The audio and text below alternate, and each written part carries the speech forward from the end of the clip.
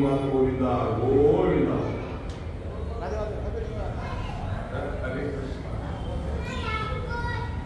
నారాయణం నమస్కృత్య నరం చైవ నరోత్తమం దేవీం సరస్వతిం వ్యాసం తతో జయముదీరయేత్. హే కృష్ణ కరుణా సింధో దీనబంధో జగత్పతే గోపీశ గోపికాకాంత నమోస్తుతే. వసుదేవసుతం దేవం కంసచానూరమర్దనం దేవకీ పరమానందం కృష్ణం వందే జగద్గురుం. ఆ జగద్గురువైన కృష్ణ పరమాత్ముడికి ఒకసారి నమస్కారం చేస్తే మనస వాచ కర్మతో అక్కడే అప్పుడే తల్లి అయి తండ్రి అయి జగద్గురువై జగద్భర్తై మనల్ని రక్షణ చేస్తాడు. అందుకే వసుదేవ సుతం దేవం కంస చానూర మర్దనం దేవకీ పరమానందం కృష్ణం వందే జగద్గురు. ఆ దేవకీ దేవి ఆనందపడేటట్టు కంస సంహారం చేశాడంటే దుష్ట సంహారం చేసేసి మనకు ఆనందాన్ని కలిగిస్తాడని. దేవకీ కోసం కాదు. దేవకి అంటే దివు అంటే వెలుగు.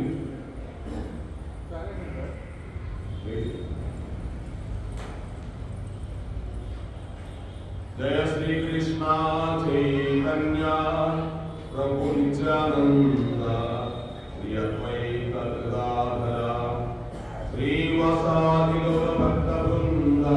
హరే కృష్ణ కృష్ణ కృష్ణ హరే హరే హరే రామ రామ రామ హరే హరే. మహాభక్తులారా, భాగవతం ఎవరో ఎక్కడో ఎన్నో కోట్ల జన్మల తర్వాత ఎవరో ఒకటి వింటాడన్న భాగవతం. వినాలని లేదు, వాళ్ళు చదవాలని లేదు. వాళ్ళకి భగవంతుడు అటువంటి అదృష్టాన్ని కల్పిస్తాడు. వాళ్ళు పూర్వజన్మ చేసిన ఆ సంస్కార బలం వలన. భాగవతం అంటే సామాన్యమైన కాదు. శ్రీకృష్ణ పరమాత్ముడు యొక్క లీలలు మహావిష్ణువుగా వచ్చినప్పుడు భగవంతుడు ఏమేం చేశాడా, భక్తులు భగవంతుడి యొక్క అనుసంధానం, మహర్షులు యోగులు సిద్ధులు అందరూ ఉండేదే భాగవతం. అందుకు భాగవతము చాలా గొప్ప గ్రంథమని. మరి భగవద్గీత చిన్నప్పటి నుంచే వినాలి. భాగవత కథలు కూడా భగవద్గీత చిన్నప్పటి నుంచి పిల్లవాడికి నేర్పిస్తూ ఉంటే ఉన్నతమైన శిఖరాలకు వెళ్తాడు. ధర్మం ఏంటో అధర్మం ఏంటో, నేనేం చేయాలా నేనేం చేయకూడదు, అసలు నేను ఎందుకు వచ్చాను ఇక్కడికి, నా పని ఏంటి, అసలు భగవంతుడు ఎవరు, ఆత్మ అంటే ఏంటి, ఇవన్నీ కూడా భగవద్గీతలో ఉంటాయి. అది భగవద్గీత అంటే ఇదే మన యొక్క శరీరం మాన్యువల్. ఇప్పుడు ఒక కారు తయారు చేయాలంటే ముందు మెకానికల్ ఇంజనీర్ ఏం చేస్తాడు, డ్రాయింగ్ చేస్తాడు. దాని మీద నుంచి ఎక్కడ ఏ పార్ట్ పెట్టాలో మాన్యువల్ తయారు చేస్తాడు. ఆ మాన్యువల్ అంటే కారు బయటకు వస్తుంది. మనం వస్తువు కొనాలంటే గ్రైండర్ కొనాలి. ఏం చేస్తాడు, ఒక మాన్యువల్ పుస్తకం. దీన్ని చూసుకొని మీరు ఆపరేట్ చేయించాడు. ఈ మాన్యువల్ కూడా ఈ శరీరం కూడా ఆపరేట్ చేయాలంటే భగవద్గీత కావాలి. భగవద్గీత కానీ చదివితే వింటే అర్థం చేసుకుంటే ఈ శరీరం ఎలా నడవాలో అర్థం అవుతుంది, లేకపోతే అర్థం కాదు. అదే భగవద్గీత.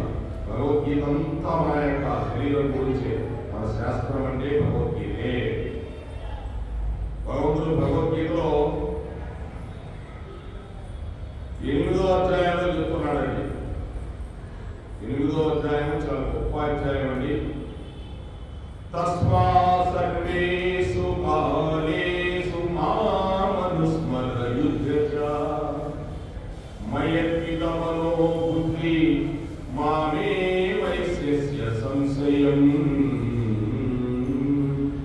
అర్జున, నీవు సర్వదా నన్నే స్మరించుతూ యుద్ధమును కర్తవ్య కర్మను కూడా చేయము. భగవంతుడు ఏం చెప్తున్నాడు, నువ్వు నన్నే సర్వదా స్మరిస్తూ నీ కర్తవ్యాన్ని, నీ యొక్క అంటే ఏంటి అక్కడ కర్తవ్యం అర్థం చేయాల్సింది చెప్తూ. కర్తవ్య కర్మ ఎప్పుడైనా చేయాల్సింది. కర్తవ్యము కర్మ రెండో ఉన్నాయి దాంట్లో. కర్మ అంటే పని, కర్తవ్యం అంటే కిందలోకి వచ్చాడు యుద్ధం చేయాలని. ఈ రెండు కలిపి చేయాలి. ఈ విధంగా నీ మనోబుద్ధులను నా యందు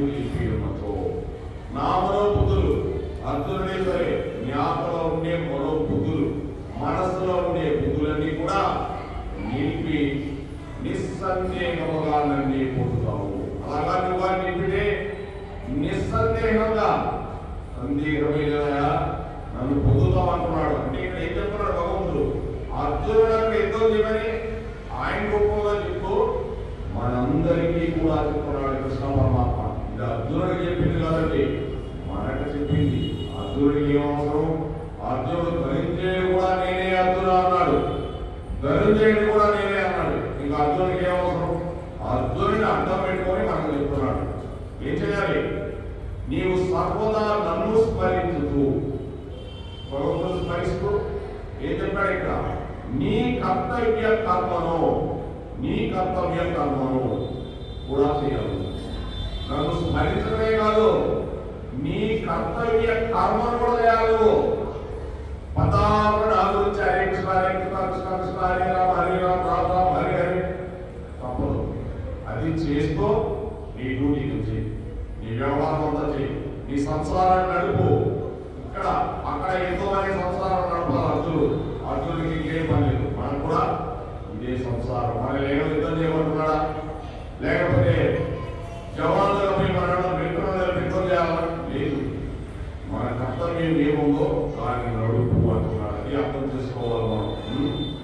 ఈ విధంగా నీ మనోబుద్ధులను నా యందు నిలిపినతో, నీ మనస్సు అనే బుద్ధిని నా యందు నిలపాల వల్ల నిలిపితే నిజముగా నిస్సందేహముగా నన్నే పొందుతావయ్యా. అంటే నన్నే పొందుతావంటే ఈ కర్తవ్యాలు చేస్తూ ఉంటే నిస్సందేహంగా నా లోకానికి వస్తావు. ఇందులో అనుమానమే లేదు. నీ కర్తవ్య కర్మలు చేయలేదో నువ్వే అంటున్నాడు భగవంతుడు. నా గురించి స్మరించు, కానీ నీ కర్తవ్యాన్ని కూడా చేయాలి. అది భగవంతుడు చెప్పేది. ఈ మఠంలో ఉన్నారు చాలా మంది, వాళ్ళ కర్తవ్యాలను చేస్తున్నారా లేదా? కర్తవ్య కర్మం చేయాల్సిందే. పూజారి ఆయన డ్యూటీ ఆయన చేయాల్సిందే.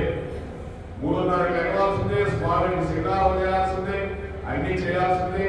ఆయన డ్యూటీ ఆయన చేయాల్సిందే. మళ్ళీ మామూలు స్మరణ, నన్ను స్మరించాల్సిందే చేస్తున్నారు. మరి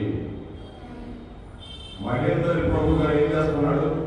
ఆయన స్వయం పాక భగవంతుడికి మంచి మంచి పదార్థాలు తీసి పెడతాడు. ఆయన కర్తవ్యాన్ని ఆయన చేస్తూ ఉన్నాడు. చూసారండి, కర్తవ్యం చేయకుండా ఉండేదానికి లేదు. అలా చేస్తూ నన్ను స్మరిస్తూ ఉంటే నువ్వు నిస్సందేహంగా నన్ను పొందవు కోసం నీకు అనుమానమే లేదు అంటున్నాడు భగవంతుడు. పిల్లవాడు తన డ్యూటీ తను చేయాల్సిందే, చక్కగా చదువుకోవాల్సిందే. అంతే చదువుకోవాలంటే కుదరదు. ఎవరి కర్మ వాడు ఎవరి కర్తవ్యాన్ని చేయవలసిన చెప్తున్నాడు భగవంతుడు.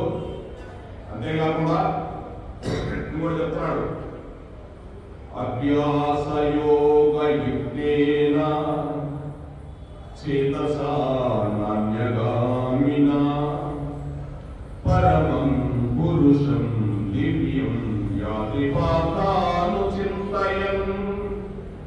మనసు ఎక్కువనిక వేరే ధ్యాస ఏ మాత్రము లేకుండా, నీ మనసులో ఎక్కువ పోయి వేరే ధ్యాస ఏ మాత్రము లేకుండా నిరంతరం పరమేశ్వరుని ధ్యాన రూప యోగం అనే సాధన చేయు మనుష్యుడు దివ్య పురుషుడైన పరమాత్మనే చేరు.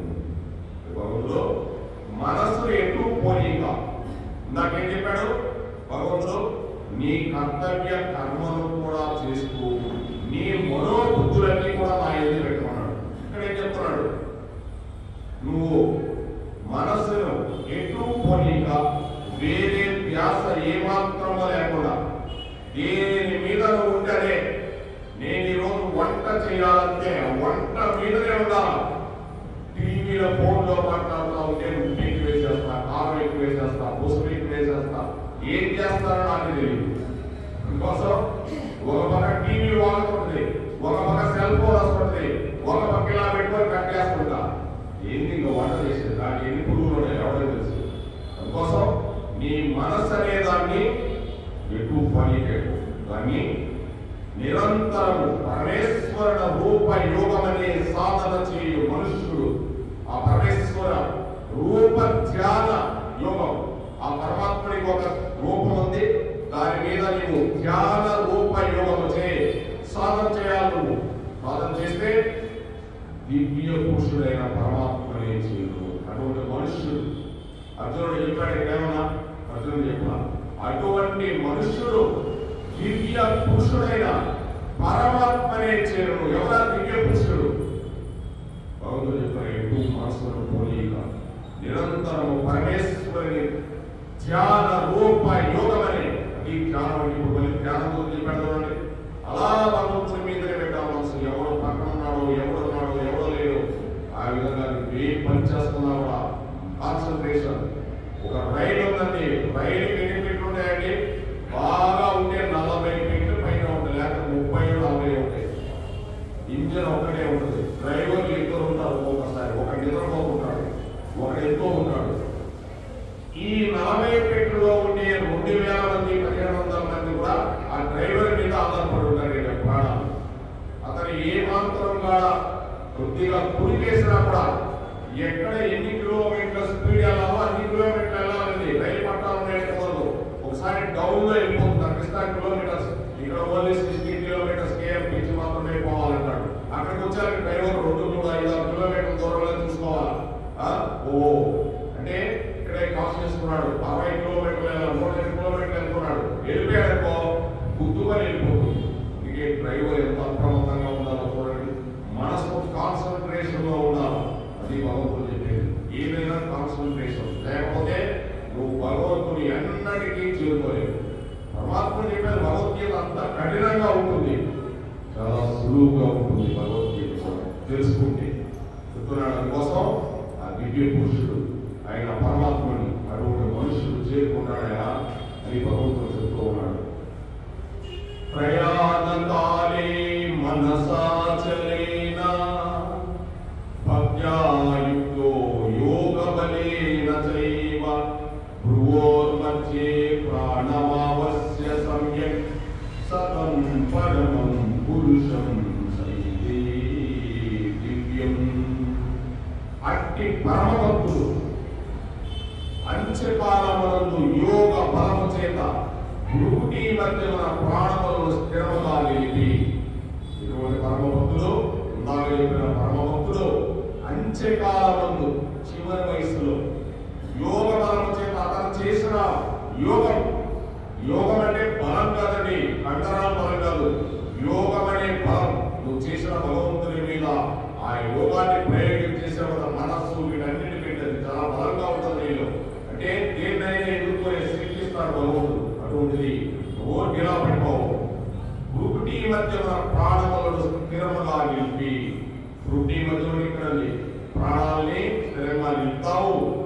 నిశ్చలమైన మనసుతో స్మరించుతూ దివ్య స్వరూపుడను పరమ పురుషుడనైన పరమాత్మనే చేరును. ఏ భయం లేదు. అంటే అతను భగవంతుడి గురించి బాగా యోగ బలం చేస్తున్నాడు. రోజు భగవంతుడి గురించి ధ్యానం చేయటమో, భగవంతుడి గురించి వినటమో, భగవంతుడి గురించి చదవటమో చేస్తూ ఉంటే భగవంతుడు ఏం చెప్పాడో అని చేస్తావు. నీకు ఎంత బలం వస్తుంది. భగవంతుడు చెప్పింది నేను చేశానని బలం వచ్చింది. అదే యోగ బలం. ఆ యోగ బలం వల్ల ఏం చేస్తాం? ఈ ప్రాణాలన్నీ కూడా ఈ భృకుటి మధ్యలో పెట్టేసి స్థిరంగా నిలిపేస్తాం. అంటే నీకు తెలియకుండానే నిలిపోవాలి. అంత ధైర్యం నీకు. నిశ్చలమైన మనసుతో ఇక చంచలం ఉండదు. అలా స్మరిస్తూ భగవంతుడిని ఆ పరమ పురుషుడైన ఆ యొక్క దివ్య స్వరూపుడైన ఆ పరమాత్మని చేరుతాడని భగవంతుడు చెప్తూ ఉన్నాడండి. అనన్యచేతాక సతతం యో మాం స్మరతి నిత్యసః తస్యాహం సులభః పార్థ నిత్యయుక్తస్య యోగినః. పార్థ నిత్యము నిరంతరము అనన్య భావముతో చిత్తమును నాయందే నిలిపి పురుషోత్తముడైన నన్నే స్మరించుతూ సంతతము మత్పరాయణుడైన ఆ యొక్క యోగి ఆ భక్తునికి నేను శోభడును. అనగా అతనికి సహజముగానే నేను లభిస్తానయా అని చెప్తున్నాడు భగవంతుడు. ఎంత ఈజీగా చెప్తున్నాడు చూడండి. అనన్య చేతాక సతతం యో మాం స్మరతి నిత్యసః. నిత్యము నిరంతరము నా యందు చిత్తమును నిలిపి. చిత్తము అంటే గొప్పగా ఉంటుంది చిత్తాలు. ఆ చిత్తం అనేది నిలపాలి. అంటే కాన్సన్ట్రేషన్. చిత్తం అంటే పురుషోత్తముడైన నన్నే స్మరించుతూ, భగవద్గీతలో భగవంతుడు ఏం చెప్తున్నాడో చూడండి, నన్నే స్మరించుతూ సంతతము మత్పరాయణుడైన, ఎప్పుడు ఆ భగవంతుడి గురించి ఆలోచన చేస్తే అటువంటి భక్తుడైన యోగికి నేను స్వరూపుడున్నాయా, ఎప్పుడు వాడిలోనే ఉంటాను నేను అని చెప్తున్నాడు. అందరిలో ఉంటాడు కానీ వాడి ప్రత్యేకంగా కనిపిస్తూ ఉంటా. అటువంటి వాడికి సహజముగా నేను లభించు చాలా ఈజీగా లభిస్తున్నాడట. భగవంతుడు చెప్తున్నాడు, మాముపేత్య పునర్జన్మ దుఃఖాలయం అశాశ్వతం నాప్నువంతి మహాత్మనః సంసిద్ధం పరమాగతాః. పరమసిద్ధిని పొందిన మహాత్ములు నన్ను చేరిన పిదప దుఃఖములకు నిలయమైన క్షణభంగురమైన ఈ పునర్జన్మను పొందరచున. భగవంతుడు ఏం చెప్తున్నాడు, పరమసిద్ధిని పొందిన మహాత్ములు నన్ను చేరిన పిదప, నా లోకానికి వచ్చిన పిదప దుఃఖములకు నిలయమైనది. ఈ దుఃఖానికి నిలయమైన క్షణభంగురమైన క్షణం ఇది. ఎంత కన్ను మూసి కన్ను కూడా మీరు అంతసేపు ఇది ఉండేది. అటువంటి ఈ లోకానికి మరలా పునర్జన్మతో రాదు, పునర్జన్మను పొందరు. క్షణభంగురమైంది, ఇది క్షణికాలమైంది, నీటి పుడలాంటి జీవితం అని భగవంతుడు చెప్తూ ఉన్నాడు. అది చెప్తూ ఆ బ్రహ్మ భువన లోకాః పునరావర్తినో అర్జున మాముపేత్యతు కౌంతేయ పునర్జన్మ న విద్యతే. అర్జున, బ్రహ్మలోక పర్యంతము ఉన్న సమస్త లోకములు పునరావృతములు. అంటే ఈ బ్రహ్మలోకం దగ్గరకున్న ఈ లోకాలన్నీ మళ్ళీ వస్తూ ఉంటాయి, పోతూ ఉంటాయి అని కౌంతేయ. ఈ లోకములన్నీ కూడా కాలానికి పరిమితమైంది. ఈ కాలంలో ఉండే కాలంలో విన్యాస్తుంది అన్నింటి. కానీ నేను కాలాతీతుడు, కాలానికే నేను అధికారిని. కాలం ఎక్కడుందండి? భగవంతుడే కాలం. కాలం అనేది ఉంటుందా? భగవంతుడే కాలం. కనుక నన్ను చేరిన వారికి పునర్జన్మ ఉండదు. అంటే ఆ బ్రహ్మలోక పర్యంతం కూడా, బ్రహ్మలోకం పోయినా కూడా కుమర్లోక, జమలోక, మహర్లోక, దివ్యలోక, ఇప్పుడు లోకాలు ఎన్నో ఉన్నాయి పైన. కింద భూలోకంలో కింద నుంచి చూస్తే అతల సతల వితల రసాతల పాతాల సుతల లోకాలు 14 లోకాలు భూమితో కలిపి ఇవన్నీ కూడా వస్తూ ఉంటాయి, పోతూ ఉంటాయి. బ్రహ్మ కూడా మరణం ఉండవు. బ్రహ్మదేవుడు కూడా వెళ్ళిపోతాడు. కానీ నేను కాలాతీతుడు, కాలానికి నేనే. ఇంకోసం నా లోకానికి వచ్చిన వాడికి మళ్ళీ పునర్జన్మ నవ్వించింది అంటున్నా. మళ్ళీ పునర్జన్మడు ఏమో బ్రహ్మదేవుడు కూడా భగవంతుడు నుంచి వచ్చాడంటే ఆయన కూడా ఒకరోజు వెళ్ళిపోవస్తుంది. మళ్ళీ లోకానికి వచ్చి మనలాగా వచ్చి బ్రహ్మదేవుడు కూడా ఆయన ఎన్ని సంవత్సరాలు కూడా చెప్పున్నాడు, దానికి కూడా చెప్పున్నాడు. ఇక్కడ అది పెద్ద లిస్టు. ఇన్ని వేల, ఇన్ని కోట్ల, మిలియన్ కల్పాలకి బ్రహ్మదేవుడు వెళ్ళిపోతాడు. కనుక అర్జున, లోకానికి రా, నీకు పునర్జన్మ ఉండదు అని మనం చెప్తున్నాడండి. ఆ విధంగా కృష్ణ పరమాత్ముడు రోజు చెప్తున్నాడు, హరే కృష్ణ హరే కృష్ణ కృష్ణ కృష్ణ హరే హరే, హరే రామ రామ రామ హరే హరే. ఈ విధంగా కంసుడు ఆశ్చర్యకరంగా ఆ పైన నెలలో ఉన్న దుర్గామాతను చూస్తూ ఉన్నాడు. అమ్మవారు చెప్పింది, ఊరి దుర్మార్గుడు ఆ పిల్లలందరినీ తీసుకొని రాళ్ళని తీసుకొని చంపేశావు, నన్ను కూడా చంపేయాలనుకున్నావు అని. నాతో పుట్టి నిన్ను చంపేవాడు వేరొక చోట పెరుగుతున్నాడు, నీవు చనిపోవడం ఖాయం అని చెప్పి దేవతలందరూ కూడా సేవిస్తుండగా అమ్మవారు దుర్గామాత వెళ్ళిపోయిందండి. ఇంకోసం ఈశ్వరుడిది అంత నిర్భయం. కంసుడు మరణం కోసం భయపడుతూ ఎంత కాలం సత్యాన్ని తెలుసుకోలేకపోతున్నాడండి. అంటే కంసుడు కాదండి, నేనే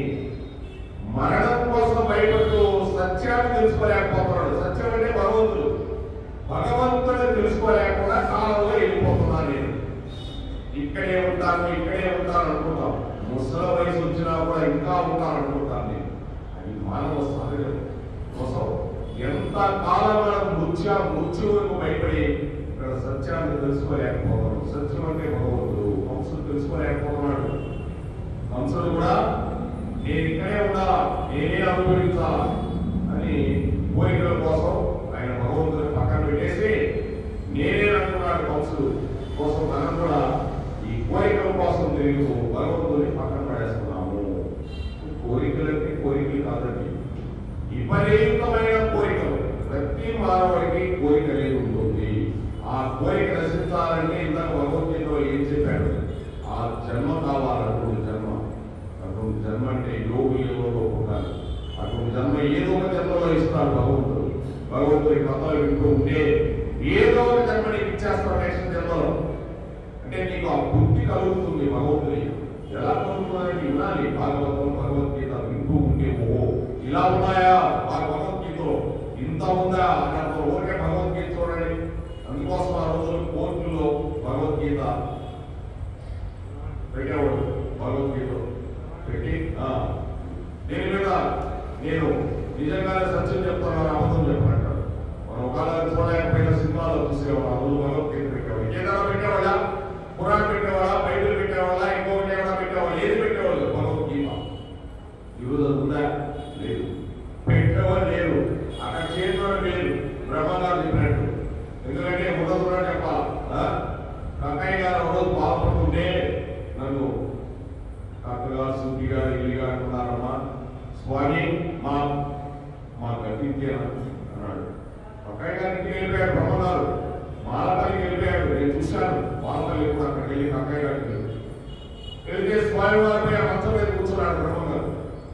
వెళ్తారంటే ఆ రోజు వెళ్ళేవారు కాదు. నిజంగా మనం చెప్పాలంటే ఆయన కక్కయ్య గారు అన్నారు, స్వామి అంటున్నాడు ఇవ్వడం, మా మంచం మీద ఎలా కూర్చుంటాం మీరు కూర్చోవచ్చు స్వామి. ఇప్పుడు స్వామి అంటున్నాడు బ్రహ్మగారు, ఆయన ఎవరు అంటున్నాడు వాడు, ఈలో ఉండే ఆత్మ, నాలో ఉండే ఆత్మ, సర్వ జీవులు ఉండే ఆత్మ ఒకటే. అంతేకాదు నువ్వేమైనా అగ్నిదేవుడిని మంటేస్తే మడనంటుందా? గాలి వీస్తుంటే ఆ గాలి నీకు వీనంటుందా? నీవు మంచి నీళ్ళు తాగితే తాగుతుందా? ఆకాశం సాయి చూస్తే నేను ఆకాశం వద్దంటుందా? సూర్యభగవానుడు నీ మీదే ఉన్న పన్నంటున్నాడా? మరి పంచభూతములకే లేనిది ఇంకెందుకు నాయన అంటారా? నీకు నాయన, నీకు నేను ఒకటే అంటాడు. నీవు స్వామి అంతా నాకు అర్థం కావడం లేదంటాడు. సరే పదా లాభం అంటాడు. ఆ లోనే దేవతలందరూ చూపిస్తాడు. భార్య ముఖ్యం మా పేరు ఎక్కడెక్కడ ఎవరెవరు దేవతలు ఉన్నారని చూపిస్తారు. బుధస్థానంలో వినాయకుడు ఉన్నాడు.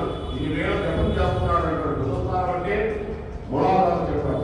స్ట్రైట్ గా ఉండాలి. అందుకే ఇలా కూర్చోవాలి. పిల్లలు చదువుకునేటప్పుడు కూడా ఇలా కూర్చోకూడదు.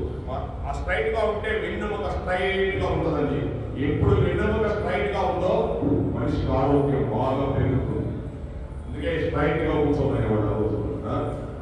ఆ విధంగా బుధస్థానంలో వినాయకుడు నడుచున్నాయన ఎన్ని వేల జపాలు చేస్తున్నారని చెప్పి వారికి దివ్య లెక్కలు ఇస్తున్నారు. కక్కయ్య గారికి ఆయన సిద్ధయ్య గారికి ఇద్దరికి. వాళ్ళిద్దరు కూడా సిద్ధయ్య గారు ముస్లిం, ఈయన నిమ్న జాతి. చూడండి ఇద్దరు దగ్గర పెట్టుకున్నాడు.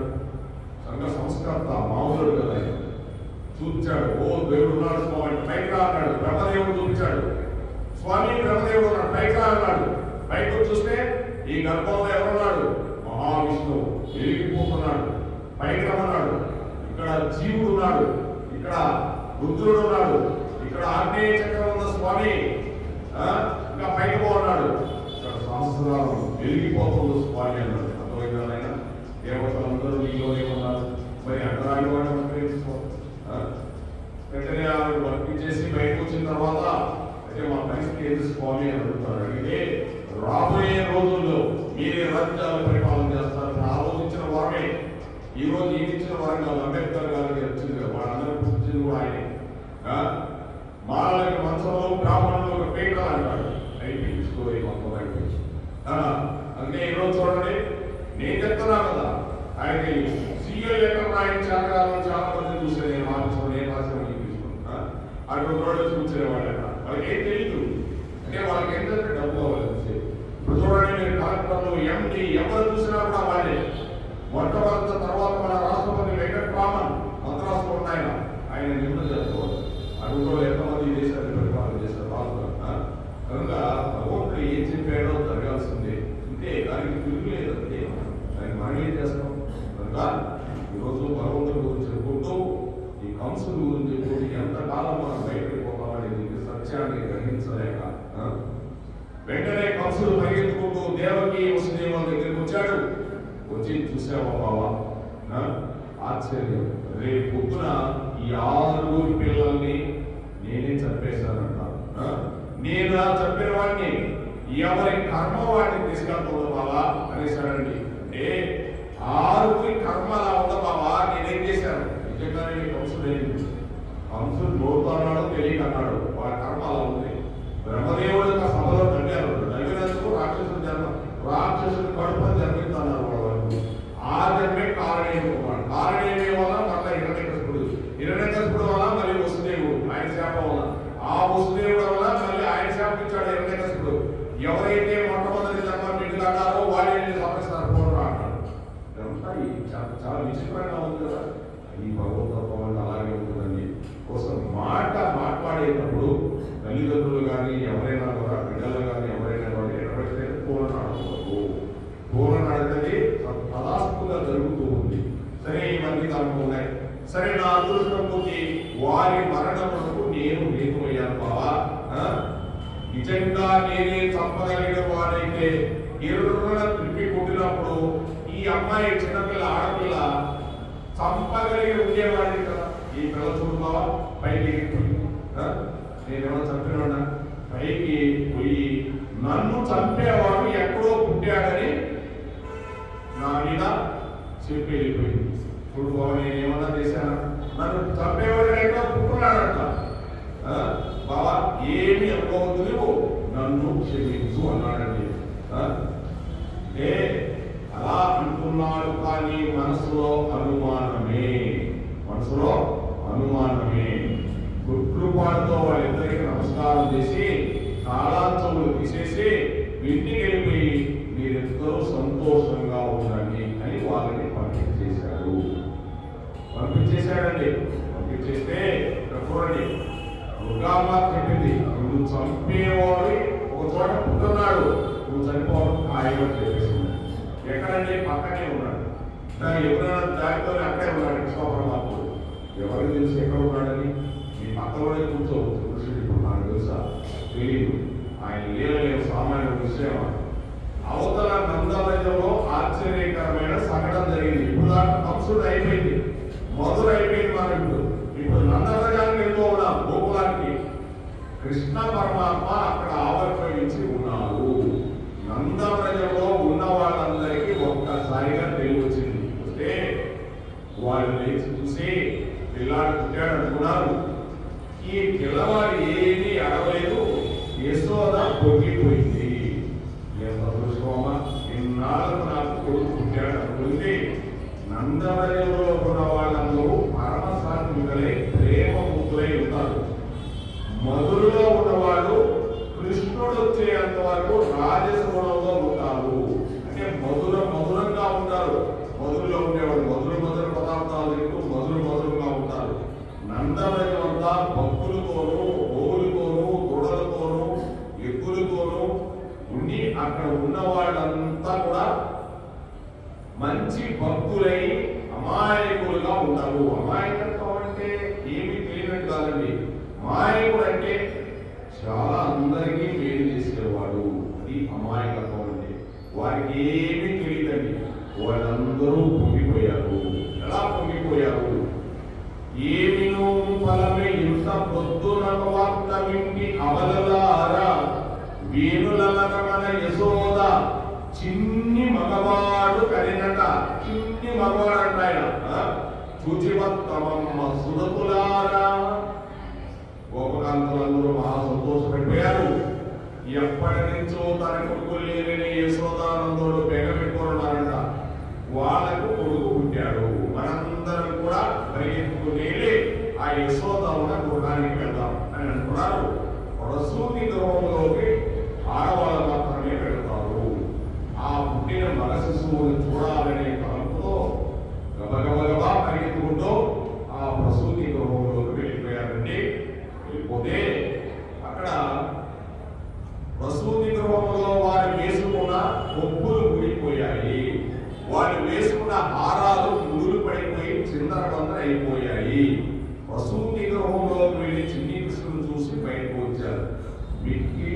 ఆనందంతో ఉన్నారు.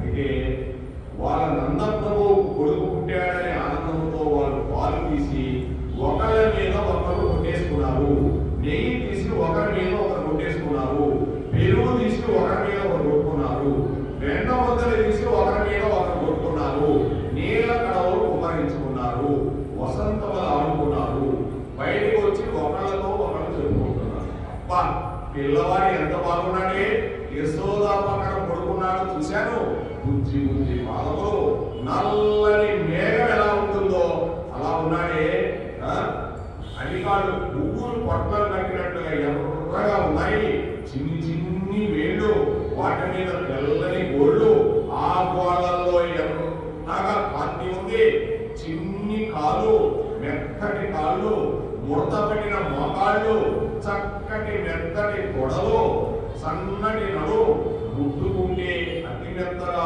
ఉండే చిన్ని చిన్ని బొత్త, చిన్ని నాభి, ఆ నాభిలో నుండి అమ్మ కడుపులో ఉన్నప్పుడు అన్నం అంతా తిన్నాడు. పిల్లవాడు అంత చిన్నవాడైనా వక్షస్థలం మాత్రం చాలా విశాలంగా ఉంది. అంటే వెంకటేశ్వర వక్షస్థలం చాలా విశాలంగా ఉంటుందండి. నడుము మటుకు సన్నగా ఉంటుంది, తొడల మటుకు మంచి బలిష్టమైన తొడలు స్వామి వారి, మంచి ఈ చేతులు కూడా ఏనుగు తొండాల్లాగా ఉంటాయి. అందుకోసమే పద్మావతి అడిగిందంట, పద్మావతి కృష్ణ వెంకటేశ్వర స్వామి కృష్ణుడు అడిగాడంట, పద్మ ఎక్కడ కూర్చున్నావు చెప్పన్నాడంట. స్వామి నీ వంశస్థలం మీద కూర్చుంటారడిందంట, ఇంకో యథస్థానంలో ఉంటారడిందంట అమ్మవారు. అందుకోసం పద్మావతీదేవి పద్మాసనాస్థితురాలై స్వామి యొక్క వంశస్థలం మీద కూర్చొని ఆనాటి నుండి ఈనాటికి స్వామికి మనకు అభయహస్తంతో వరాలు ఇస్తూ ఉన్నాడు. అందుకు పద్మావతీదేవి కౌంద కాబట్టి. అంటే ఇప్పుడు చూడండి, పరమేశ్వరుడేమో పార్వతీదేవిని సగభాగం పెట్టుకున్నాడు, ఈయనేమంటే అసలు గుండెల్లోనే పెట్టుకున్నాడు, ఇక్కడ దూరా అన్నాడు. భగవంతుడు రూపాలు చూడండి ఎంత ఆనందంగా ఉంటాయి. కనుక ఈరోజు ఈ చిన్న పిల్లవాడు యొక్క గురించి చెప్తూ ఉన్నాడు. చక్కటి కంఠం స్వామికి, దాని మీద 3 గీతలండి. బాగా గుర్తుపెట్టుకోండి, కొంతమందికి స్త్రీలకు కానీ పురుషులు స్త్రీలకు ఎక్కువ ఉంటాయండి, 3 గీతలు ఉంటాయి, కంపు కంటులు అంటారు. అటువంటి వాళ్ళకి మంచి అదృష్టం పడ్డది ఏదో ఒక టైంలో. ఇక్కడ ఉన్నాయి 3 గీతలు, చక్కగా ఉంటాయి 3 గీతలు. చర్మం కూడా ఇక్కడ ఎముకలు ఏం కనిపించవు, చక్కగా ఉంటుంది. ఆ 3 గీతలు స్వామికి చిన్ని గడ్డ వంట, ఎర్రటి పెదాలు, పోసినవు నవ్వుతున్నాడు. ఓసూరి తీరానికి సంపంగి లాంటి ముక్కంట, పొడగ్గా ఉందంట. ఆ ముక్కుకి చిన్ని చిన్ని కన్నాలు ఉన్నాయంట, తామర రేపు లాంటి కళ్ళు. అంతా యశోదమ్మ పోలికి వచ్చేసిందంట స్వామికి. చక్కటి నుదురు, నంద ప్రభులాగా నిర్దాల చుట్టూ, చక్కటి చేతులు, ఎర్రటి అరిచేతులు స్వామి. ఆ పిల్లవాడిని చూస్తుంటే ఎప్పుడు ఎత్తుకుందామా, ఎప్పుడు పరిగెత్తాడా, ఎప్పుడు మనతో ఆడుకుంటాడా అనిపిస్తుంది. వాళ్ళందరూ చెప్పుకొని కుంగిపోయి వసంతలాడేసుకొని పరవశించిపోయారు. మరి వీళ్ళందరూ పాలతో, వెన్నతో, పెరుగుతో, మజ్జిగతో ఎందుకు కొట్టుకోవాలి? దాంట్లోనే ఉంది, వాళ్ళకు ఉండేది అదే. అంతేగాని మన రంగు నీళ్ళు లేవు వాళ్ళ దగ్గర.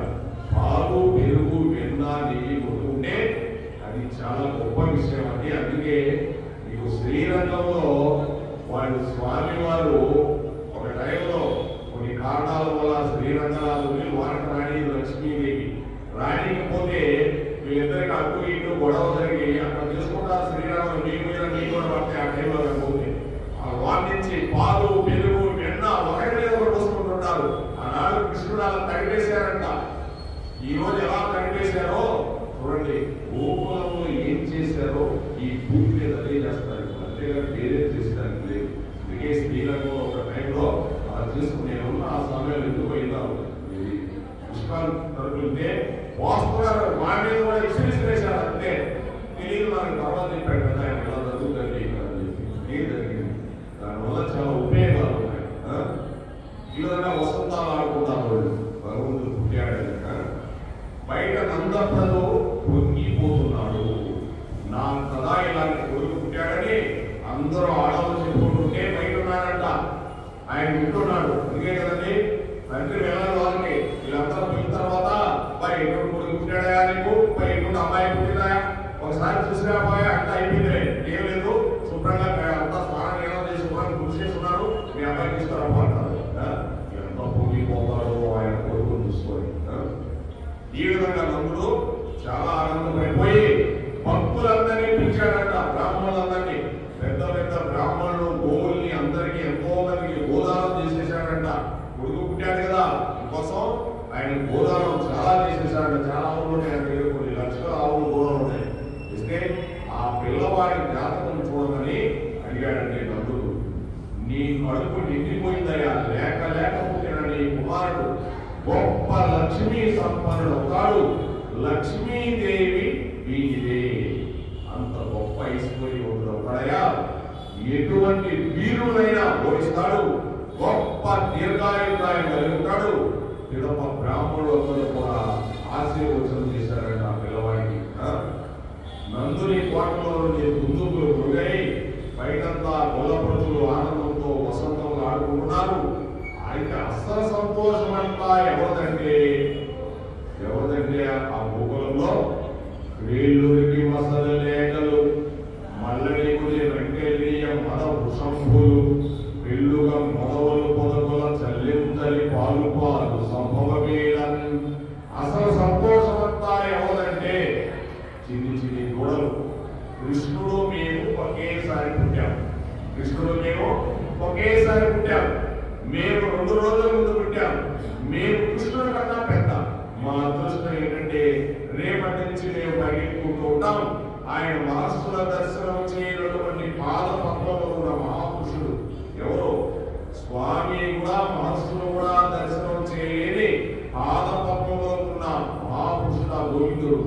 ఆయన మా వెనకాల కొమ్ము కూర పట్టుకొని పరిగెత్తూ ఉంటాడు. ఆయన కూర ఉంటూ ఉంటాడు, వేణు ఉంటూ ఉంటాడు. మేమందరం వచ్చి ఆ కృష్ణుడు చుట్టూ వెళ్ళగలుగుతాం. ఆవులు అనుకుంటున్నాయంటే నిజంగానే కృష్ణ పరమాత్ముడు బృందావనంలో అలాగనే స్వామి మోహన రాగం పడితే ఆవులు దూడలు ఎక్కడెక్కడ మేసేది అంతా ఉంటుంది, రౌండప్ చేసేది అంట. అలా కృష్ణుడు చూస్తూ ఉండేటంట. ఆ ప్లేస్ కూడా ముని మహారాజు గారు మనం చూపించాడంట బృందావనం 10 సంవత్సరాల కింద. ఇక్కడ ఆ పిల్లల కూడా తీసుకుని కూడా ఆ చుట్టేది ఉంది, ఆ చెట్టును తుంచి పిల్లలు కూడా తయారు చేశాడంట. ఆ చెట్టు మార్చుకుంటూ అక్కడ ఉంది ఆ చెట్టు, దాంతోనే స్వామి పిల్లలు కూడా తయారు చేసుకున్నాడు.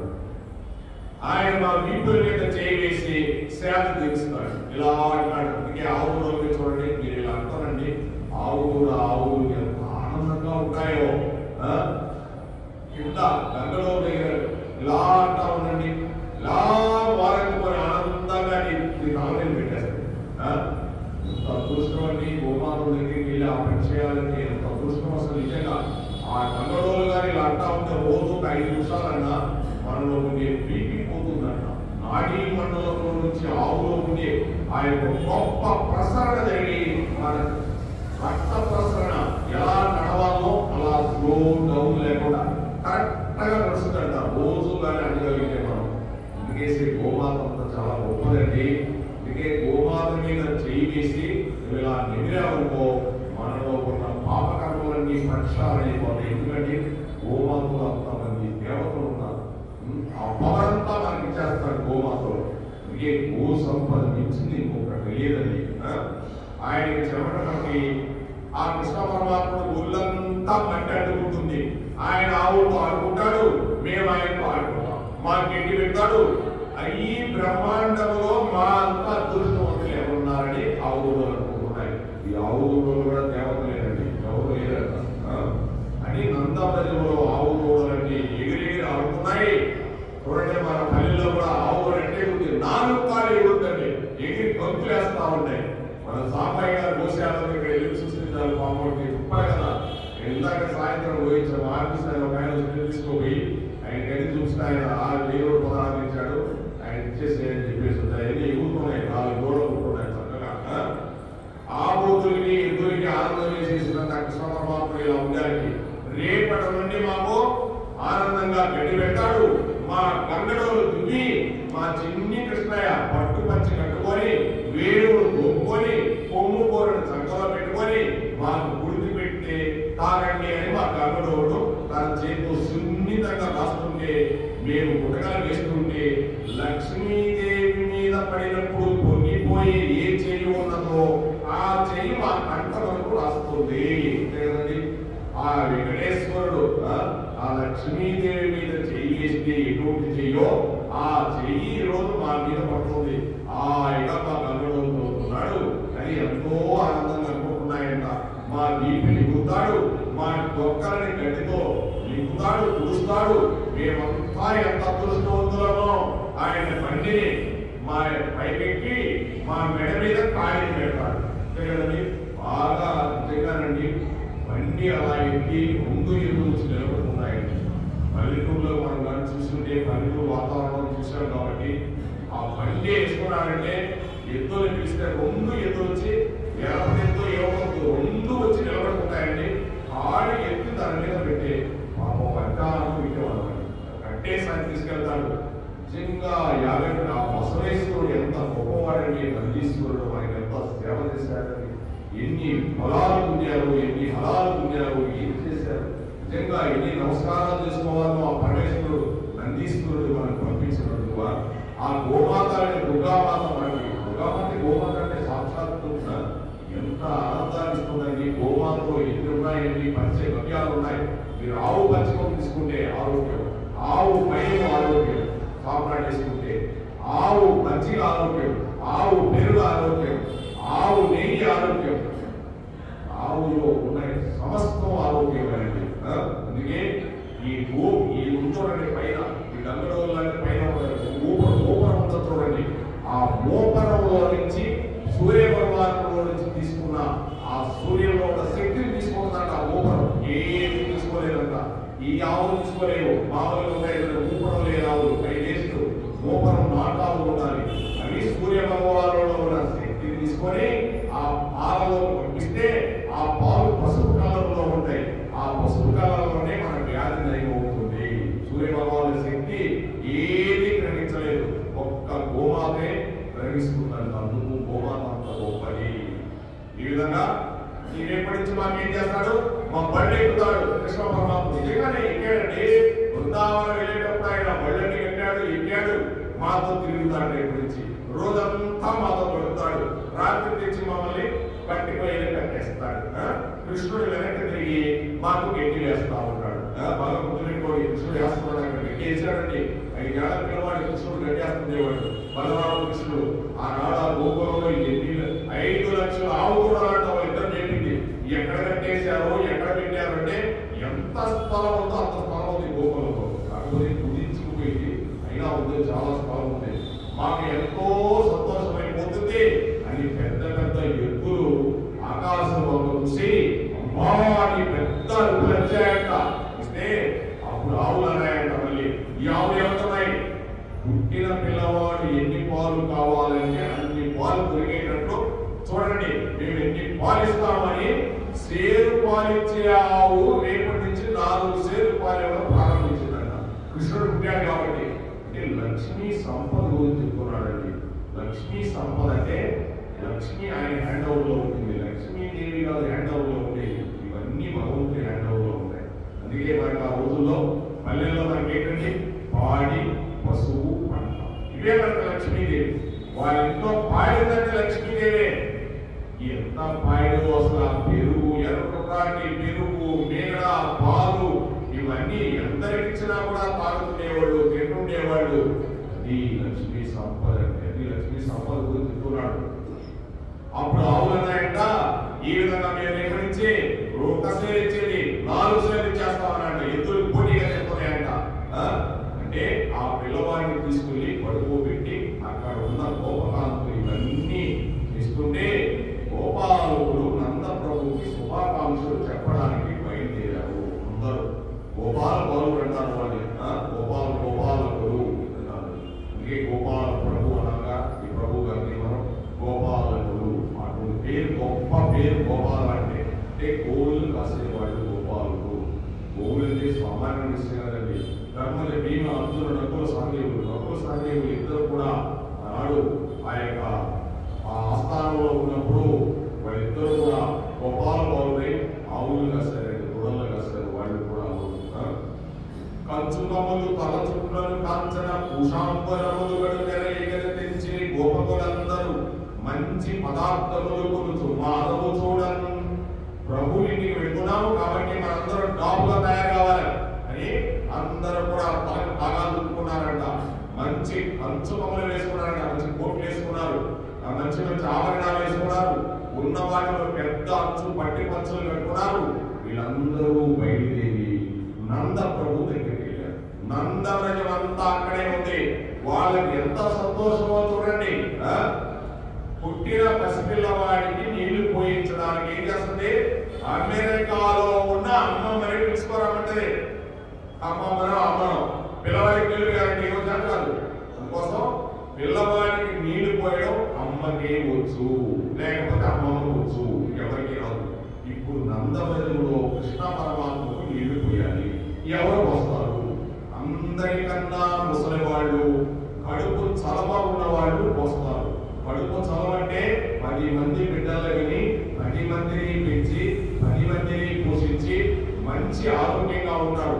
అటువంటి ఉన్న తల్లిని ఈ కడుపు చాలా చదువయ్యా, ఆ పాత గుడ్డ ఏదో చీర ఒకటి తీసుకొని అంటారు. మన పల్లెల్లో తీసుకొస్తే ఆ చీరేసి ఆ పిల్లవాడిని ఆ చీర మీద పండేసుకోవడం ఆయుష్ ప్రమాణం. అందుకు ఆ రోజులు అందుకోసం అమ్మ చీరలో తెప్పించేవాళ్ళు, ముందుగానే తెప్పించేవాళ్ళు. ఈ రోజు బెడ్లు వేయగలరు. వాళ్ళకి అమ్మమ్మ చీర కావాలా? అమ్మమ్మ చీర ఎవరో చీర ఉంటే వాడు దాని మీద కొడుకుంటే అమ్మాయి మా అమ్మ చీర అని ఎంతో పొగిపోయేదండి. అది ఇప్పుడు కృష్ణ పరమాత్మని గొప్ప కానుకలు వాళ్ళే ఇస్తారు. ఎంత కోటీశ్వరుడైన మనవుడు పుట్టాడంటే కడుపు చదువు కోసం గర్భశోకం తెలియని ముత్తైలు కట్టి ఇప్పిన పాత చీర తెప్పించి క్రింద వేసి దాని మీద పిల్లవారిని పరులు చేసి స్నానం చేయిస్తారు అని. ఇంకే పాత కూడలు తీసుకోవాలంటే అమ్మాయి అంటారు. పుట్టేటప్పుడు సామాన్యమైన పాత కూడలు కాదు, అమ్మమ్మ చీరపై తీసుకురావాలి, ఎవరిదంటే తీసుకురావు. దాంట్లో ఉన్న కథ వేరు. అది రక్ష అంటే ఆమె కడుపు చదువు పిల్లవాడికి కలుగుతుందని అలా చేస్తారండి. అందుకని అక్కడికి వచ్చిన వాళ్ళలో వృద్ధ స్త్రీలను పిలిచి కృష్ణ పరమాత్మకి నీళ్లు పోయినని అడిగారు. అయితే ఇదంతా కృష్ణుడి గురించి వింటారో, మన గురించి వింటారో, లేకపోతే మీ పిల్లల గురించి వింటారో, మనవుని గురించి వింటారో, ఇదే కృష్ణుడు లీల మన ఇంట్లో జరిగింది. ఏ లీల మన ఇంట్లో మన పిల్లలందరికీ అలా జరిగింది, మనకి అలాగే జరిగింది. ఒక్కసారి మన అమ్మ ఎలా నీళ్లు పోస్తుందో మనకు తెలియదు, మన అమ్మమ్మ ఎలా నీళ్లు పోస్తుందో తెలియదు, పక్కింట్లో ఎలా నీళ్లు పోస్తుందో తెలియదు.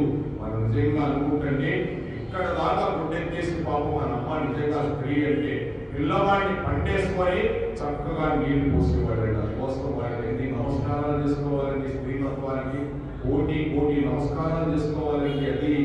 అది స్త్రీతత్వం అంటే.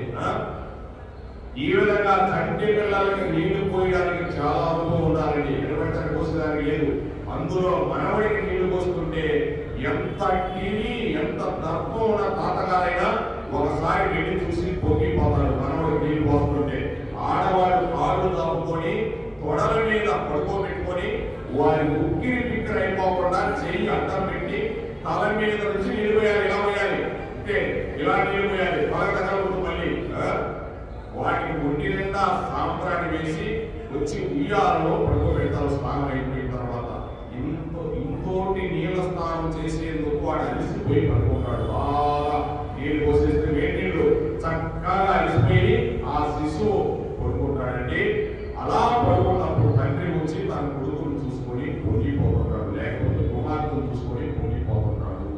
అలా కృష్ణ పరమాత్మను కూడా నీళ్లు పోయడానికి కొత్త స్త్రీలు తీసుకొచ్చారంట. ఆ రోజు నందవ్రజంలో నుంచి పాపనికి నూనె తలయండి పసుపు పూసి పోరు కాడించి హరిరక్ష పొమ్మంటంచు జలము ఒక కొన్ని చుట్టిరా తెల్లితు దిగించి పాడి పుయ్యమిదిల్లా.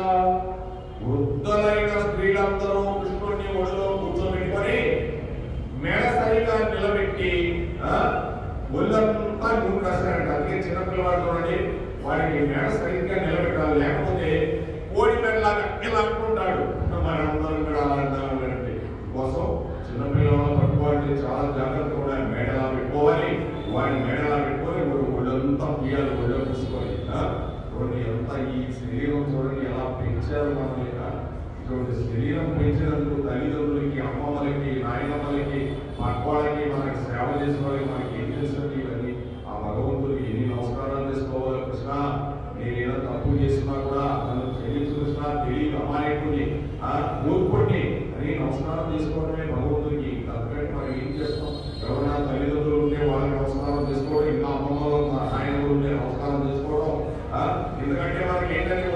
చెప్తారా?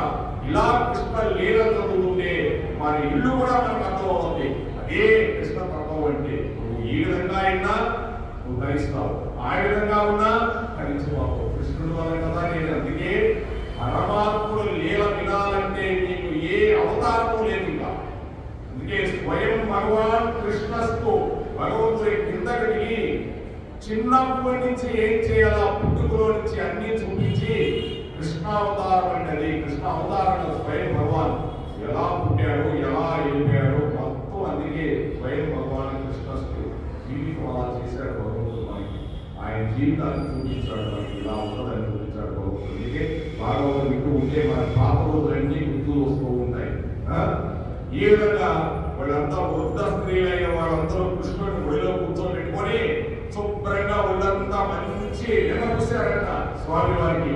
ఎండపూసి సూక్ష్మ క్రిములు పట్టకుండా చర్మం పాడకుండా కొద్దిగా పసుపు వేసి దాంట్లో రాశారంట. ఎందుకంటే చిన్నపిల్లవాడు కదండి, గర్భంలో నుంచి వచ్చాడు కదా, సూక్ష్మ క్రిములు ఏం పట్టకూడదు. హరిరక్ష హరిరక్ష అంటూ పై నుంచి నీళ్లు పోసారు. పోసేటప్పుడు కూడా పిల్లవాడికి మనం ఇంట్లో ఏం చేయాలి? హరిరక్ష కృష్ణ కృష్ణ ఈ పిల్లవాడు ఈ అమ్మాయి నీ వల్లే పుట్టింది అని నీళ్లు పోస్తూ ఉండాలి. కాసిన నీళ్లు చేతిలో పోసుకొని శ్రీరామ రక్ష 1000 ఆయుర్దాయం 1000 5వ తరం 3 పుట్ల మనవలు 6 పుట్ల ముని మనవలు 8 పుట్ల ఇల్లు మనవలు అక్కడి వరకు నేను బతికుండి నీ పిల్లలందరినీ చూసి నీ మనవలు ముని మనవలు పెళ్లిళ్ళన్నింటినీ నేను చూసి ఓసిలో వేసుకొని నువ్వు పెట్టి అన్ని తిని వాళ్ళందరికీ నేను నీళ్ళు పోయితే అని వాళ్ళ ఆశీర్వచనం చేస్తూ ఉంటారంట. ఆయన మీద పాటలు పాడారంటే ఎందుకంటే నా ఇంట్లో కూడా అమ్మలు కూడా ఇలా పాడుతూ ఉంటారు. నీకు 6 పుట్ల మనవలు పుట్టాలి, 7 పుట్ల మనవలు పుట్టాలి, అప్పుడు దాన్ని నేను పెట్టుకుంటే మీ పిల్లలందరికీ పెళ్లిళ్ళైతే నేను వచ్చి నేను ఏదన్నా నా నోరు కట్టితే నేను పోషలో ఇలా తెలిస్తే నువ్వు నోట్లో పెడితే నేను ఆనందించదు అని ఆ విధంగా కృష్ణ పరమాత్ముడికి నీళ్లు పోస్తూ ఉన్నారంట. ఆయన మీద పాటలు పాడుతూ మన మీద కూడా అందుకే అమ్మ చూడండి పాటలు పాడుతూ ఉండేది పిల్లవాడు ఏడుస్తుంటే ఈ బొగ్గతో నాలిక ఈ బుక్కలు అనేదమ్మా. ఎంత ఆశ్చర్యకరం అండి. అలాంటే పండితమే వ్యవసాయం చూసే చూడండి ఒక్కసారి ఎన్ని కష్టాలు పడిందో మన అమ్మ. ఈ విధంగా చెప్తూ పలుతూయంపులు జగములు పలుతూయములందు ముంచి వాసిల్లిడి ఆ పలుతూయగాడు వల్లవలన కరతూయమల జలంగుదరియన్. ఆయన ఈ లోకములన్నింటినీ ప్రళయం చేయాలనుకున్నప్పుడు నీళ్లలో ముంచేసి తాను మాత్రం ఒక మర్యాద మీద ఏమీ తెలియని వాడిలా పటంద్రేలు నోట్లో పెట్టుకుని జీవితూ పడుకునే వటపత్ర స్థాయి. అది కృష్ణ పరమాత్మకే వటపత్ర స్థాయి. ఆ వటపత్ర స్థాయి మీద పడుకొని ఉంటాడు. ఆ మర్యాదకి దాని మీద కృష్ణ పరమాత్ముడు ఏమీ తెలియని వాళ్ళ గొడవేలు నోట్లో పెట్టుకొని జీవితూ పడుకుంటాడంట స్వామి. ఏమీ తెలియని వాడిలా ఈ రోజు ఈ వద్ద కాంతల గొడవ మీద కొనుక్కొని నీళ్లు పోయించుకొని ఉక్కిరి బిక్కిరి అయిపోయినట్టు పడుకున్నాడు ఆ దొంగ కృష్ణ పరమాత్మ. చూడండి ఏమీ తెలియని వాడిలా కొనుక్కున్నాడు. మనందరినీ నీళ్ళలో ముంచేసేవాడు ఈ రోజు బుద్ధకాంతలు కొనుక్కుంటే ఆయన నీళ్ళలో మునిగిపోయినట్టు ఉక్కిరి బిక్కిరి అయి కొనుక్కుంటున్నాడు. మనల్ని ముంచేసేవాడు ఆయన ముంచేస్తున్నాడు కొనుక్కుంటున్నాడు. అది కృష్ణతత్వం అంటే. అన్నమాచార్యులు కూడా ఈ పాట పాడాడంట. దొంగ నీవని సతులు పొంగుచున్నారా ముంగిటాగడారా మోగనాకారా అని కీర్తన చేశాడు ఆయన స్వామి. ఆఖరిగా పిల్లవాడిని తీసుకెళ్ళి ఓ ఉయ్యాలలో పడుకోబెట్టారు. పడుకోబెడితే ఆయన ఒళ్ళంతా సాంబ్రాణి వేసేశారు. అందరూ కలిసి ఉయ్యాల ఊపుతున్నారు. ఆ ఊపే వాళ్ళ మాటలకు ఊయలలో పడుకున్న వాడికి మెలకు వచ్చేసింది కృష్ణ పరమాత్ముడికి. ఆయన మళ్ళీ పెద్ద పెద్ద కళ్ళు కదా, పత్తికాయల లాంటి కళ్ళు ఇలా విప్పి చూశాడంట. చూస్తే అప్పుడు ఆ తల్లి వచ్చేసోదమ్మా మా పడుకొని ఉండమ్మా అంటుంది. మళ్ళీ ఆ ఉయ్యాలు ఊపుతుంటారంట. అంతే కదండి. చక్కగా మీకు మనవాడు ఎవరు ఉంటారనుకో ఆ ఇంట్లో ఈ ఇంట్లో ఇప్పుడు వస్తున్నారో లేదో కానీ వాళ్ళు జ్ఞానానికి వచ్చినా కూడా నేను వెళ్ళిపోవాలా ట్రైన్ రిజర్వేషన్ చేసుకున్న సాయంత్రం వెళ్ళిపోతానంటే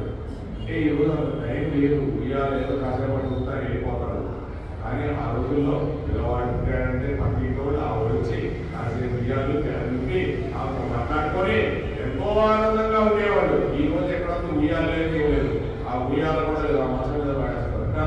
ఆ ఊపిరి కాలే రోజులు ఆ రోజు ఉయ్యాలు ఉంటారంటే ఆ ఉయ్యాలలో ఉన్న ఆనందం వేరుగా ఉందండి. దాని గురించి కూడా మనం తెలుసుకోవాలి. ఉయ్యాలు ఉంటున్నాం అంటే అందుకే ఆ రోజుల్లో పెద్ద పెద్ద ఉయ్యాలు వేసేవాళ్ళు.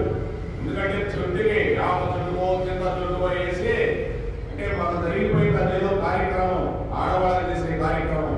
దాంట్లో పెద్ద పెద్ద ఉయ్యాలు వేసేవాళ్ళు. అమ్మాయిలు కూర్చుంటే ఎడపడో ఇట్లా ఊపితే ఇంకా ఊపు ఇంకా ఊపు అనేవాడు.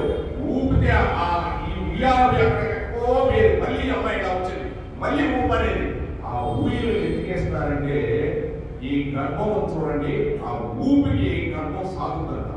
సాగినప్పుడు గర్భదోషాలు ఉంటే పోయి పిల్లలు పుట్టేదానికి ఆస్కారం ఉంటుంది. గర్భం అంటే ఏంటంటే సామాన్య విషయమా? ఈరోజు పిల్లలు పుట్టడం లేదంటే ఎందుకు పుట్టలేదు? గర్భం కుదించుకుపోతుంది ఉన్న గర్భం కూడా. అందుకోసం ఆ రోజుల్లో పెద్ద పెద్ద ఊయలు అది ఎక్కడ వస్తుందంటే మనకి రుక్మిణి కళ్యాణంలో వస్తుంది. రుక్మిణీదేవి ఉయ్యాలు ఊగినప్పుడు ఊపంటే పెద్ద పెద్ద ఉయ్యాలు ఊగేదంట. రుక్మిణి కళ్యాణంలో మనకి మొత్తం వస్తాయండి. అటువంటి ఊయలు వేసే వాళ్ళు పల్లెటూరు ఎప్పుడు కూడా వేసుకుంటారు. ఈ మధ్యకాలంలో వేసి ఊయలు ఊగేవాళ్ళు. అటువంటి ఊయలు ఊగేవాళ్ళు చక్కగా ఆనందాన్ని ఇచ్చేవాళ్ళు. ఈ విధంగా ఆయనకి అందరూ ఊగుతుండే మెలకు వచ్చేస్తుంది. స్వామి వారికి మెలకు రాకుండా ఉంటుందండి. మళ్ళీ ఆ ఉయ్యాలు ఊగుతుండే వాళ్ళంటే ఆయన నిజమయ్యేదాని కోసం ఉంటుండే. జోజో కమలదలేక్షణ జోజో మృగరాజ మధ్య జోజో కృష్ణ జోజో పల్లవ కరపద జోజో పుణ్యేందు వదన జోజో అంచున్. తామర పువ్వు రేకులు ఎలా ఉంటాయో అటువంటి పన్నుల వాడా, సింహం నడువు ఎలా ఉంటుందో అటువంటి నడువు కావాడా, ఓ జోజో కృష్ణ అని ఉయ్యాలవుతున్నారంట. అయితే కృష్ణ అని వాడికి ఇంకా పేరు పెట్టలేదు. ఎవరు రాశారు? అన్నమయ్య గారు రాశారండి. కృష్ణ అని వెంకటేశ్వర స్వామి గురించి ఏం రాయలే. కృష్ణుడే ఆయన, ఆయన ఏమీ చేయలేదు. వెంకటేశ్వర స్వామి కృష్ణుడే, కృష్ణుడుగా వచ్చి ఏం చేయలేదు భూమి మీద. ఏదో లక్ష్మి లక్ష్మి లక్ష్మి లక్ష్మి అంటా వచ్చి లక్ష్మీదేవి వెళ్ళిపోయింది, కొల్హాపురి కూర్చుంది, ఆయన పడుతున్నాడని. కానీ భగవంతుడు తెలియంది ఏముందండి, ఇలా జరగాలి దైవంలో. అందుకోసం స్వామి అక్కడ కూర్చొని లక్ష్మి లక్ష్మి లక్ష్మి లక్ష్మి లక్ష్మి అంటే ఆమె గురించి తప చేశాడు. మన అమ్మ గురించి ఆయన గురించి అందరూ తప చేస్తుంటే లక్ష్మి గురించి తప చేశాడు ఆయన. అందుకే ఈయన వాడింది జోజో కమలదలేక్షణం జోజో మృగరాజ మధ్య జోజో కృష్ణ అని చక్కగా వాడాడు. ఆ విధంగా కృష్ణ అనే పదం ఏంటంటే నిరతిశయ ఆనంద స్వరూపము. ఆయనను చూసేసరికి వారందరికీ ఆనందం వచ్చేసిందంట. అందుకే అమ్మవారికి కూడా కృష్ణ అనే పేరు ఉంది. అంటే ద్రౌపది మాత కూడా కృష్ణ అనే పేరు వస్తుంది. ద్రౌపది మాత కృష్ణ నల్లగా ఉంటుంది, కృష్ణుడు ఎలా ఉంటాడో అలా ఉంటాడు. అమ్మవారి కూడా కృష్ణ కోసం కృష్ణ అనే పదం ఆనంద నిరతిశయ ఆనంద రూపుడు ఆయన. అందుకోసం కృష్ణ అనే పదం పలకాలంటే కొన్ని కోట్ల కోట్ల జన్మల అదృష్టం ఉండాలి. అందుకే అందరి పేర్లు ఆ రోజు కృష్ణారావు, కృష్ణయ్య, గోపాల కృష్ణయ్య అనే పేరు పెట్టుకునేవాడు. రాధే రాధే రాధే రాధే రాధే కృష్ణ గోవింద రాధే రాధే కృష్ణ గోపాల రాధే గోవింద రాధే గోపాల రాధే గోవింద రాధే గోపాల రాధే గోవింద రాధే గోపాల రాధే రాధే రాధే రాధే రాధే. जय राधा दामोदर की, राधा गोपीनाथ प्रभु की, राधा श्याम सुंदर की, जय श्री कृष्ण गोविंद की, यशोदा कृष्ण की, नंद कुमार की, देवकी कृष्ण की, वसुदेव कृष्ण की, वृंदावन गोविंद की, मधुर गोविंद की, जय महाराज गोविंद की, महाभक्त वृंदावन को पूजारी गारी की, महेंद्र गारी की, सीनियर सिद्धन गोपाल प्रभु गारी की, जय श्री जगन्नाथ प्रभु गारी की, सर्वं श्री कृष्णार्पणमस्तु. सुदर्शनयागं 3-4 कृष्णमूर्ति ఎప్పుడైనా పద్యాన బాగా